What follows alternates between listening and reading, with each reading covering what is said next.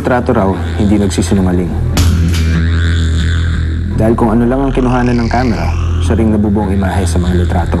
Pero paano kung sa mga nakuhanang larawan ay nilumitaw na hindi maipaliwanag na aparisyon? Iisipin mo bang isa lang itong ilusyong likha ng ating mga mata? O totoo nga kayang may mga multo sa litrato?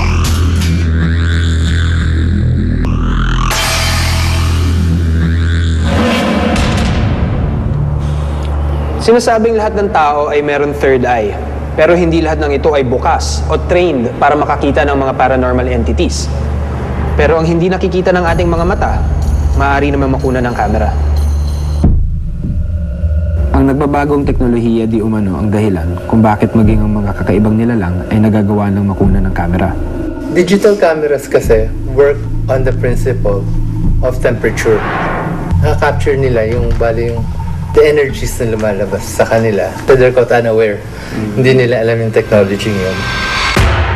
Ilan lang ito sa mga litratong ipinadala ng isang avid viewer ng misteryo.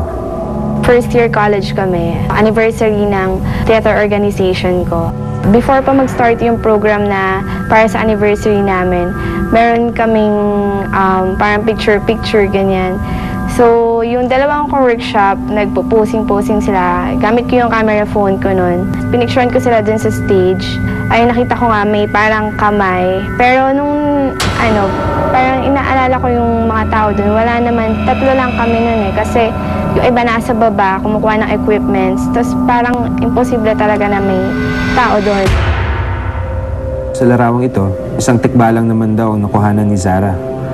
Tila nakasilip pa raw sa bintana ng kanyang kwarto ang nilalang na ito. Actually, naliw kami. Tapos parang ang ingay na nagkisigaw, nagpipilian. Pag namin dun sa lalabas na kami, papatay na namin yung ilaw. Nakatingin ako dun sa may window. Tapos may nakita ko dun 2 star. Siya parang star siya na parang nagbi-blink siya. Sabi ko, parang ano yun? Wala naman ilaw doon, paano magkaka-blink doon? Tapos sabi ko, tara kuha na tayo ng picture. Pagka-flash noon, labasan kami dito sa sala, pinagtignan namin yung picture. Sabi ko, ano yun? Parang tikbalang, hindi ba tikbalang yun? Tapos yung ate ko, may friend siyang may third eye. Pinakita namin yung picture, sabi niya, tikbala nga daw po yun. Posible nga bang makuna ng litrato ang mga kakaibang nilalang gaya ng kapre, black lady at iba pang elemento gamit lamang ang ordinaryong kamera? Ito kaya ay katunayan na sadya silang nagpapakita para sabihin sila ay totoo at hindi katang-isip lamang.